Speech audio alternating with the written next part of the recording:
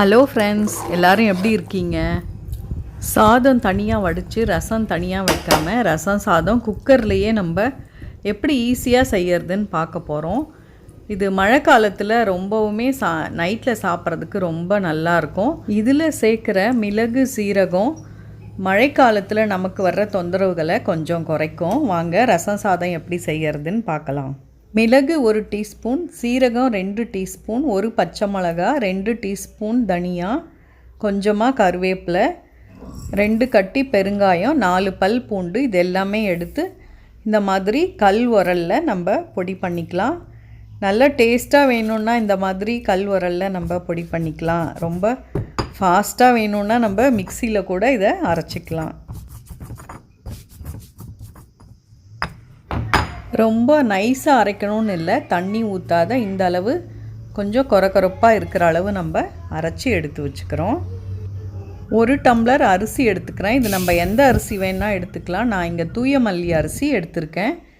2 spoon துவரம்பருப்பு இது கூடவே சேர்த்து நல்லா வாஷ் பண்ணி எடுத்து வச்சுக்கிறோம். 2 தக்காளி, இந்த நெல்லிக்காய் அளவு புளியை கரைச்சி இந்த மாதிரி புளி கரைசல் எடுத்து வச்சுருக்கேன். குக்கரை அடுப்பில் வச்சு 1 ஸ்பூன் எண்ணெய் ஊற்றி கடுகு போட்டு நல்லா பொரிஞ்சதுக்கப்புறம் 1 காஞ்ச மிளகாயை 2-3 உடச்சி சேர்க்குறோம். ஒரு 4 பல் பூண்டு தோலோடு அதையும் தட்டி சேர்க்குறோம். 2 தக்காளி பழம் அரிஞ்சு சேர்த்து கொஞ்சம் நல்லா வதக்கினதுக்கப்புறமா நம்ம பொடிச்சு வச்சுருக்க இந்த ரசத்தூளையும் சேர்க்குறோம். கூடவே மஞ்சத்தூள் ஒரு 1/2 ஸ்பூன் அளவு சேர்க்குறேன். தக்காளி லேசாக வதங்கினதுக்கப்புறம் நம்ம கரைச்சி வச்சுருக்க புளி கரைசலையும் சேர்த்து நல்லா தக்காளி கரைகிற வரைக்கும் நம்ம நல்லா சிம்மில் வச்சு கொதிக்க வைக்கிறோம். நல்லா கொதி வந்ததுக்கப்புறமா அரிசி பருப்பு கழுவி வச்சுருக்கோம் இல்லையா, அதையும் இது கூட சேர்த்து இதில் அரிசி சேர்த்தப்புறம் 1 டம்ளர் அரிசிக்கு 4 டம்ளர்ன்ற அளவில் தண்ணி சேர்க்க போகிறேன்.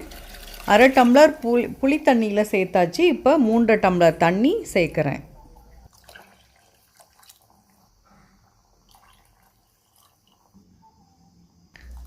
2 ஸ்பூன் தூள் உப்பு இப்போ சேர்க்குறேன். இந்த தண்ணியை நம்ம நல்லா கலந்து கொஞ்சம் டேஸ்ட் பண்ணி பார்த்தோன்னா உப்பு கம்மியாக இருந்தாலும் வேணால் கொஞ்சம் கூட சேர்த்துக்கலாம். கொஞ்சம் உப்பு குறைவாக இருந்த மாதிரி இருக்குது, அதனால் கூட ஒரு 1/2 ஸ்பூன் உப்பு சேர்க்குறேன். குக்கரை மூடி வெயிட் போட்டதுக்கப்புறம் 3 இல்லை 4 விசில் வரணும்.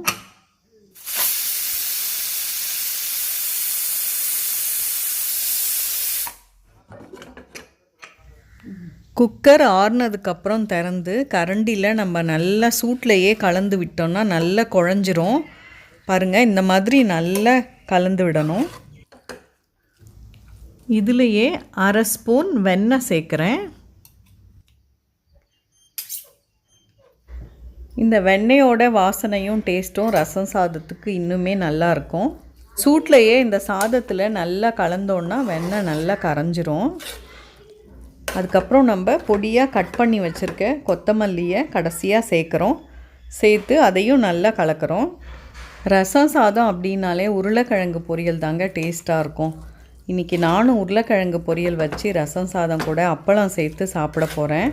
கடைசியாக ஒரு சின்ன ரெக்வெஸ்ட், இந்த ரெசிபி உங்களுக்கு பிடிச்சிருந்தா உங்கள் ஃப்ரெண்ட்ஸ்க்கு ஷேர் பண்ணுங்கள். சப்ஸ்கிரைப் பண்ண மறந்துடாதீங்க. தேங்க்யூ.